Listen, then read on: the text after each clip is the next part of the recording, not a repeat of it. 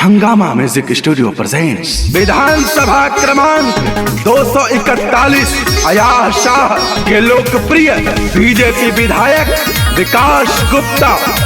जी हाँ मित्रों, विकास गुप्ता भैया ने जिस प्रकार का कार्य किया है अपने क्षेत्र के, अपने जनता के हित में, प्रशंसनीय है।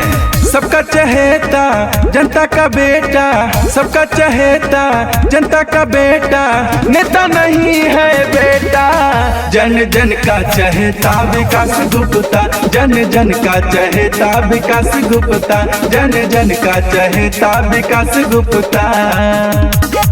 अयाज शाह के लोकप्रिय बीजेपी विधायक विकास गुप्ता जी के जनता के हित के लिए जो विकास कार्य किए गए हैं उससे प्रभावित होकर के हंगामा म्यूजिक स्टूडियो के मालिक कुमार श्रवण आभार प्रकट करते हुए ये गीत लाया है। जनता के तुम सेवक हो, जनता के तुम लायक हो, सोच के हम सब गर्व करें, आप हमारे विधायक हो। जनता के तुम सेवक हो, जनता के तुम लायक हो, सोच के हम सब गर्व करें, आप हमारे विधायक हो।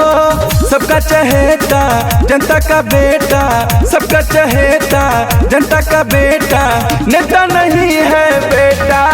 जन जन का चहेता विकास गुप्ता, जन जन का चहेता विकास गुप्ता।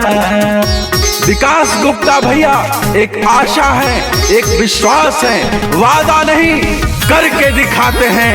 विकास गुप्ता भैया अपने समाज के लिए, अपने क्षेत्र के लिए आवश्यकता बन गए हैं, एक विकास का पर्याय बन चुके हैं और काम करते रहेंगे। विकास किया है विकास करोगे, यही आपका नारा है।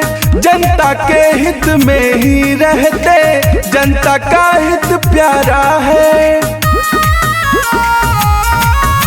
विकास किया है विकास करोगे, यही आपका नारा है। जनता के हित में ही रहते, जनता का हित प्यारा है।